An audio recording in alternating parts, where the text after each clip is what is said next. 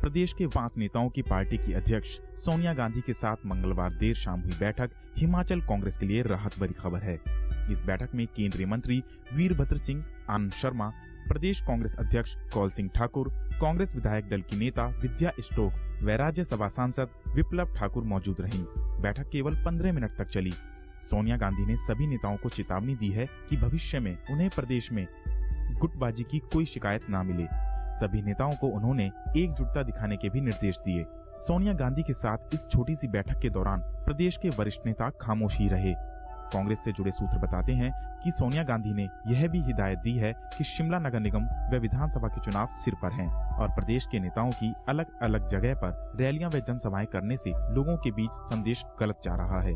ऐसे में सभी वरिष्ठ नेता एक मंच पर इकट्ठे होकर जनसभाएं करें। इन 5 नेताओं को 1 मई को शिमला में नगर निगम के चुनाव को लेकर बैठक करने को भी कहा गया है। न तो विधानसभा चुनाव से पहले मुख्यमंत्री की घोषणा पर और न ही नेतृत्व पर किसी भी तरह की चर्चा की गई। पार्टी कार्यकर्ताओं को एकजुटता का पाठ पढ़ाने वाले हिमाचल के वरिष्ठ कांग्रेस नेताओं की सोनिया गांधी ने क्लास ली है। सोनिया गांधी ने 2 टूक कहा है कि हिमाचल में पंजाब जैसी हालत न हो, इसके लिए सभी कांग्रेस नेताओं को एक मंच पर आना ही होगा। कैमरामैन कुलदीप कंवर के साथ भूपिंदर चौहान, हिमाचल आजकल, शिमला। मुख्यमंत्री प्रेम कुमार धूमल ने पूर्व कांग्रेस सरकार को कागजी अधिसूचना जारी करने वाली सरकार करार दिया है। उन्होंने कहा कि पूर्व कांग्रेस सरकार के समय में कई जाली अधिसूचनाएं जारी कर दी गई थी। ये बात उन्होंने पधर के नराला में एक जनसभा को संबोधित करते हुए कही। उन्होंने इस दौरान पधर क्षेत्र में लाखों रुपए के उद्घाटन और शिलान्यास भी किए। इस मौके पर उन्होंने कहा कि भाजपा सरकार ने सभी वर्गों के लोगों के लिए योजनाएं शुरू की हैं। चौहार घाटी को ओबीसी का दर्जा भी भाजपा सरकार ने ही दिया है। दिल्ली में श्रद्धेय अटल बिहारी वाजपेयी जैसे महान नेता प्रधानमंत्री थे। चौहार घाटी वालों, आपको ओबीसी का दर्जा हमने दिलवाया था। आज जो जौहर जी लंबी लिस्ट पढ़ रहे थे, किस किस को रोजगार मिल गया, इसका एक कारण ओबीसी का आरक्षण भी साथ में है। जब बीजेपी की सरकार हिमाचल प्रदेश में बनी 2008 के प्रारंभ में, ठाकुर गुलाब सिंह आपके लोक निर्माण मंत्री हुए, तो लोक निर्माण विभाग ने 16 नवंबर 2008 को इस कॉलेज का निर्माण कार्य शुरू किया। जोगिंद्र नगर के पूर्व विधायक सुरेंद्र पाल ठाकुर ने कहा है कि भाजपा सरकार क्षेत्र के विकास करने में नाकाम रही है। मुख्यमंत्री प्रेम कुमार धूमल अपनी नाकामियों को छुपाने के लिए केंद्रीय मंत्री वीरभद्र सिंह पर झूठे आरोप लगा रहे हैं। जोगिंद्र नगर में पत्रकारों से बातचीत में पूर्व विधायक ने कहा कि भाजपा सरकार ने क्षेत्र के लोगों से जोगिंद्र नगर में परिवहन निगम का डिपो और लड़भड़ोल में डिग्री कॉलेज खोलने का वादा किया था, लेकिन 4.5 साल बीत जाने के बाद भी यहां कोई वायदा पूरा नहीं हुआ। और कांग्रेस ने कोई भी कार्य किया है, मैं समझता हूँ कि नियमों के तहत कार्य किया होगा। ये भारतीय जनता पार्टी के लोग हैं जिनके वक्त में, जिनकी सरकार के वक्त में जो है वो हिमाचल के हितों को भेजा गया है। हिमाचल के, मैं समझता हूँ कि बहुत सारी जमीनें जो है वो उसके एग्रीमेंटों पर बिकी है। इसकी इंक्वायरी करें, वो सरकार बैठी है आज। अगर कहीं हमने गलत किया तो हमारी इंक्वायरी करें, अगर वो खुद गलत कर रहे हैं तो उसकी भी इंक्वायरी होनी चाहिए। मैं समझता हूँ कि उन्होंने हमेशा जो है वो अपने हितों को सामने सामने रख करके ही जो है कार्य करने की कोशिश की है, जो दुर्भाग्यपूर्ण है। बंजार विधानसभा क्षेत्र में कांग्रेस के भीतर टिकट को लेकर धरती पुत्र का नारा गूंजने लगा है। बंजार क्षेत्र के कांग्रेसी नेता अब टिकट की दावेदारी जताने लगे हैं। बंजार क्षेत्र से अभी तक दूसरे क्षेत्र के लोग चुनाव लड़ते आ रहे हैं। बंजार के लोगों ने अब इसका विरोध करना शुरू कर दिया है। बंजार विधानसभा क्षेत्र से कांग्रेस टिकट पर चुनाव लड़ने की चाहत रखने वाले नेताओं को विरोध का सामना करना पड़ सकता है। बंजार क्षेत्र के स्थानीय कांग्रेसी नेताओं ने इस बार धरती पुत्र का नारा देना शुरू कर दिया है। राजीव गांधी पंचायती राज संगठन की सह संयोजक इंदु पटियाल का कहना है कि बंजार क्षेत्र से कांग्रेस का टिकट उसी को मिले जो बंजार का स्थायी निवासी हो। इसी तरह प्रदेश कांग्रेस कमेटी के सदस्य राम सिंह भी कांग्रेस का टिकट स्थानीय नेता को देने की वकालत कर रहे हैं। हाई कमान जो है बंजार कॉन्स्टिट्यूंसी के अंदर 122 पोलिंग बूथों में ही टिकट देगा, ये बात जो है उच्च स्तर पर हमारी हो चुकी है। करण जी जो है 2-3 साल जो कांग्रेस में आके हो गई है, और मैं चाहता हूं कि वो पीछे मनाली से भी लड़े, कुल्लू से भी लड़े, बंजार से भी लड़े हैं, वो कहीं से भी लड़ सकते हैं और उनका क्या पता। लेकिन हमारा यही है कि जो बंजार का जो हमारा हक है उसमें जो बंजार सभी 122 पोलिंग बूथ के जो भी कांग्रेसी है वो एकजुट होकर आगे निकले। कुल्लू क्षेत्र से संबंध रखने वाले पूर्व मंत्री व कांग्रेस नेता कर्ण सिंह भी बंजार क्षेत्र से टिकट के सशक्त दावेदार माने जा रहे हैं। बंजार क्षेत्र के कांग्रेसी नेताओं के विरोध के बाद इस बार कर्ण सिंह के लिए टिकट की राह आसान नहीं दिख पा रही है। संदीप शर्मा, हिमाचल आजकल, कुल्लू। प्रदेश में जहां युवा सरकारी नौकरी के पीछे भाग रहे हैं, वहीं कांगड़ा जिले के युवाओं ने ईमू पालन को स्वरोजगार के साधन के रूप में अपनाया है। ईमू पालन के लिए सरकार द्वारा दी जा रही आर्थिक सहायता का पूरा फायदा उठाकर इन युवाओं ने अपनी तकदीर बदल कर रख दी है। युवाओं ने इससे अपनी आर्थिक स्थिति मजबूत कर एक मिसाल कायम की है। कांगड़ा के युवाओं को रोजगार का एक नया साधन मिल गया है। युवाओं ने ईमू पालन को स्वयं रोजगार का जरिया बना लिया है। ऑस्ट्रेलियन पक्षी ईमू एक साल में 30 से 40 अंडे देता है और इसके एक अंडे की कीमत 1000 रुपए से लेकर 1500 रुपए तक है। एक ईमू की आयु 35 से 40 साल तक होती है और वयस्क ईमू से 40 से 60 किलोग्राम तक मांस प्राप्त होता है, जो कि बाजार में 250 रुपए से 400 रुपए प्रति किलो के हिसाब से बिकता है। कारों के लिए बहुत ही अच्छा कॉन्सेप्ट है। इससे वो अच्छा अपना रोजगार का साधन बना सकते हैं इसको अपना। और इसका जो अंडा है उससे एक अलग प्रकार की दवाई भी बनती है और इसका जो मार्केट में प्राइस है इसके एक अंडे का वो 1000 से 1500 रुपए के बीच में है। पशुपालन विभाग के अधिकारी डॉक्टर SK शर्मा का कहना है कि सरकार द्वारा ईमू पालन के लिए आर्थिक सहायता दी जा रही है। लोगों को इसका फायदा उठाना चाहिए। एक ये बड़ा अच्छा बर्ड है और इसके जो एग्स हैं और मीट और फेदर्स हैं, इसकी हर एक चीज जो है वो यूटिलाइज होती है मेडिसिन बनाने के लिए और बड़ी भारी इससे पब्लिक को इकोनॉमिकली अच्छा रिटर्न मिल सकता है। प्रदेश के युवा यदि कांगड़ा के इन युवाओं की तरह इस व्यवसाय को स्वयं रोजगार के रूप में अपनाएं, तो इससे उनकी भी तकदीर बदल सकती है। गुलशन धनोआ, हिमाचल आजकल, देहरा। प्रदेश के गृह रक्षकों ने सरकार से वेतन बढ़ाने व पेंशन की सुविधा देने की मांग की है। गृह रक्षकों की एक बैठक शिमला में आयोजित की गई, जिसमें प्रदेश भर के करीब 150 गृह रक्षकों ने भाग लिया। गृह रक्षक कल्याण संघ के महासचिव प्रदेश चंद नेगी ने कहा कि गृह रक्षक पिछले 30-40 सालों से अपनी सेवाएं दे रहे हैं, लेकिन उनको ना तो नियमित किया जा रहा है और ना ही उनके लिए पेंशन की कोई सुविधा है। उन्होंने मांग की कि सरकार उनको पंजाब के आधार पर वेतन, भत्ते व पेंशन की सुविधा दे और 8 साल से अधिक की सेवाएं देने वाले गृह रक्षकों को नियमित करे। हमारे को 200 रुपया मात्र मिलता है गवर्नमेंट से, तो इससे हमारे परिवार का और हमारा गुजारा होना बड़ा मुश्किल है। इसलिए मेरी हिमाचल प्रदेश सरकार से निवेदन है, अर्ज करूंगा पूरे गृह रक्षकों और पदाधिकारियों के प्रति कि हमारे को जो पंजाब के बराबर वेतनमान तो दिया जाए कम से कम, ताकि हमारे परिवार का पालन पोषण जो है सही तरीके से हो सके। बोला इसके अलावा हमारी और भी समस्या है, जैसे हमारे को मेडिकल मिलता था वो आज के दिन में नहीं दिया जा रहा है। एक और जहां फल और सब्जियों की कीमतें पहले ही आसमान छू रही हैं, वहीं विक्रेता भी लोगों को लूटने में कोई कसर नहीं छोड़ रहे। सोलन में इन दिनों ऐसा ही देखने को मिल रहा है। दुकानदारों द्वारा यहां सब्जियां और फल मनमाने दामों पर बेची जा रही हैं। यही नहीं, यहां दुकानों से लिस्टें भी गायब हैं और हर दुकान में फल और सब्जियों की कीमतें भी अलग अलग हैं। प्रशासन इन पर कोई कार्रवाई नहीं कर रहा है। दिन ब दिन बढ़ती महंगाई ने एक और जहां आम जनता की कमर तोड़ दी है, वहीं सोलन में सब्जी और फल विक्रेताओं के मनमाने दाम वसूलने से लोग बेहद परेशान हैं। लोग इसके लिए सरकार को जिम्मेवार मान रहे हैं। उनका कहना है महंगाई के कारण वह फल तो दूर सब्जियां भी नहीं खरीद पा रहे।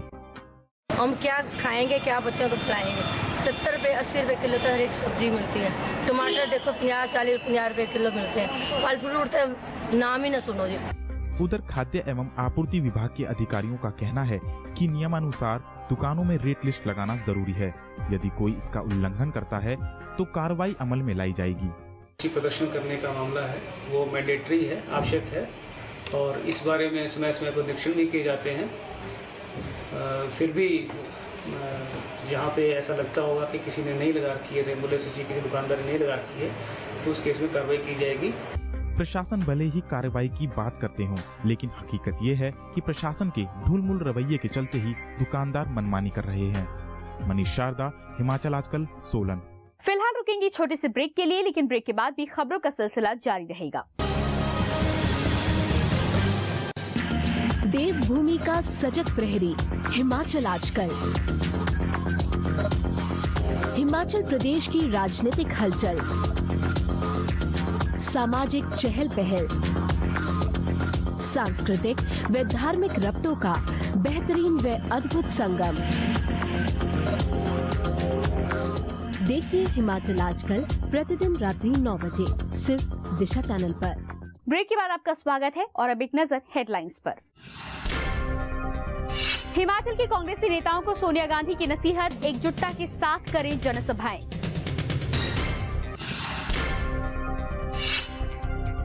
मुख्यमंत्री प्रेम कुमार धूमल के तेवर हुए तल्ख, कहा पूर्व कांग्रेस कागजी अधिसूचना जारी करने वाली सरकार अधिसूचनाओं को भी बताया जाली। आसमान छू रहे फल और सब्जियों के दामों से परेशान हुए लोग, ग्राहकों से मनमाने दाम वसूल रहे हैं विक्रेता। बंजार के कांग्रेसी नेताओं ने लगाया धरती पुत्र का नारा, कर्ण सिंह की राह नहीं है आसान। नगर निगम चुनाव के लिए कांग्रेस अपने पार्षदों और शहर के नागरिकों से चुनावी घोषणा पत्र तैयार करने के लिए सुझाव मांगेगी। कांग्रेस की नगर निगम चुनाव समिति की घोषणा पत्र तैयार करने को लेकर कांग्रेस कार्यालय में बैठक हुई। बैठक की जानकारी देते हुए कांग्रेस के महासचिव व घोषणा पत्र कमेटी के अध्यक्ष कुलदीप सिंह राठौर ने कहा कि पार्टी के घोषणा पत्र में सभी वर्गों का ध्यान रखा जाएगा। इस बैठक में हम आने वाले जो नगर निगम के हमारे चुनाव है, उन चुनाव में कांग्रेस पार्टी का जो घोषणा पत्र है वो कैसा हो, उसका स्वरूप कैसा हो, उसके बारे में जो है हम विस्तृत रूप से चर्चा कर रहे हैं। हमने ये फैसला लिया है कि हम अपने पार्टी के कार्यकर्ताओं का, हमारे जो पार्षद है उनका, और शिमला के जो नागरिक हैं उनसे भी हम जो है सुझाव मांगेंगे कि वो सुझाव दें, ताकि उन सुझावों को जो है हम अपने घोषणा पत्र में शामिल कर सकें।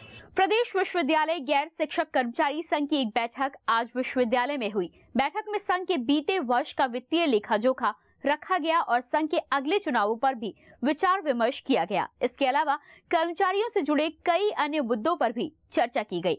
संघ के अध्यक्ष डॉक्टर हितेश्वर ठाकुर ने बताया कि बैठक में संघ के चुनावों की रूपरेखा तैयार की गई है। हमारी बैठक का मकसद है वो है सारे साल का लेखा जोखा, जो हमने एक्सपेंडिचर किया है, जो हमारे पास मेंबरशिप आई है, उसकी यहाँ आम लोगों के सामने उसकी रूपरेखा रखी जाएगी, और अगले चुनाव की जो आने वाला चुनाव है उसकी रूपरेखा रखी जाएगी। वो यहाँ से अप्रूव होगी, मेंबर्स को अप्रूव करते हैं या उसमें कोई अमेंडमेंट करते हैं, एडिशन करते हैं, डिलीशन करते हैं, उसके मुताबिक जो है अगली रूपरेखा तैयार की जाएगी।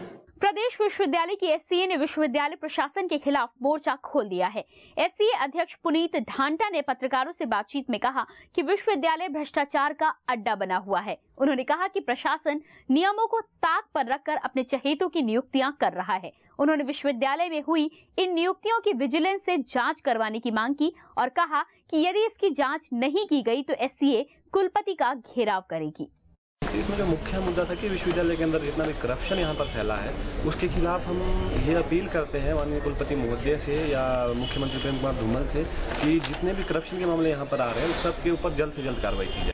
वहीं प्रदेश राजकीय महाविद्यालय प्राध्यापक संघ ने बुधवार को अपनी मांगों को लेकर पेपर चेकिंग का बहिष्कार किया। प्राध्यापक पिछले लंबे समय से अपनी मांगों का समाधान कराने की सरकार से मांग कर रहे हैं। प्राध्यापक 30 जून 2010 तक सिलेक्शन ग्रेड में आने के लिए एकेडमिक परफॉर्मेंस इंडिकेटर लागू करने की मांग कर रहे हैं। प्राध्यापक संघ के प्रेस सचिव प्रोफेसर पुनीत कुमार ने कहा है कि अगर सरकार ने प्राध्यापकों की मांग नहीं मानी तो आंदोलन और तेज किया जाएगा। हमारे यूजीसी के एपीआई सिस्टम के लिए कुछ कंडीशंस लगाई गई थी, उसको हमारी हिमाचल प्रदेश सरकार का एजुकेशन डिपार्टमेंट वो उसको बैक डेट से रेट्रोस्पेक्टिव वे में लगा रहा है, जबकि हमारी मांग है कि जो डेट ऑफ नोटिफिकेशन है ये जो कंडीशंस है उस डेट से लागू होनी चाहिए, क्योंकि बैक डेट से लागू होने के लिए ना तो टीचर्स को एक अप्रोप्रिएट टाइम मिल रहा है कि वो उन जो कंडीशंस है उसको फुलफिल कर सकें और उससे उनको financial as well as career advancement में बहुत सी प्रॉब्लम्स आ रही हैं। सिरमौर के कालाअंब औद्योगिक क्षेत्र में बीते दिन शरारती तत्वों ने बाहरी राज्यों के 2 ट्रकों को आग के हवाले कर दिया।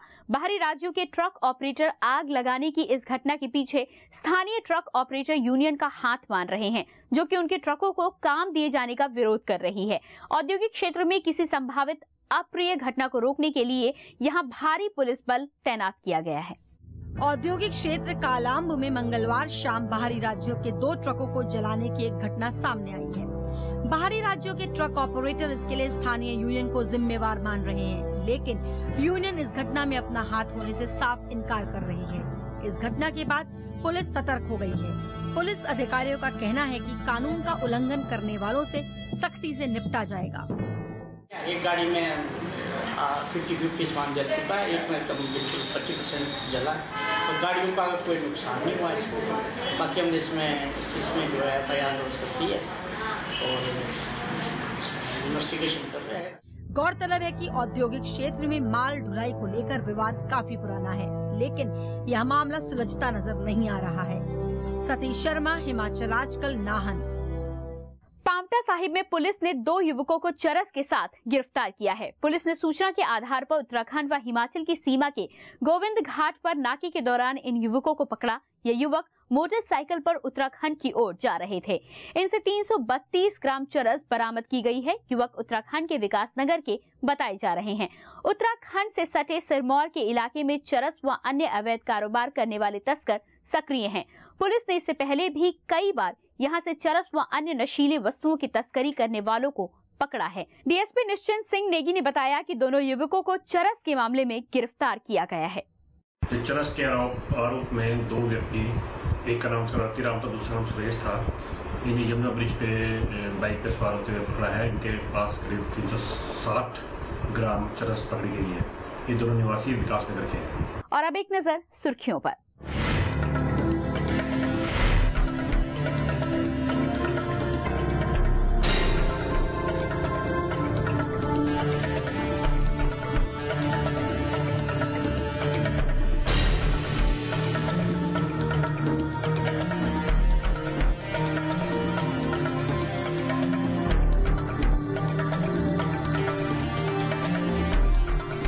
अभी के लिए बस इतना ही। हिमाचल की ताजा तरीन खबरों के साथ हम फिर होंगे हाजिर। तब तक के लिए नमस्कार। हिमाचल आजकल से जुड़ी किसी भी प्रतिक्रिया या सुझाव के लिए संपर्क करें कृष्ण भानु, ठाकुर वाटिका, खलीनी, शिमला 2। Phone number 09816901200, 017726294111। हमारा email ID है himachalaajkal@gmail.com।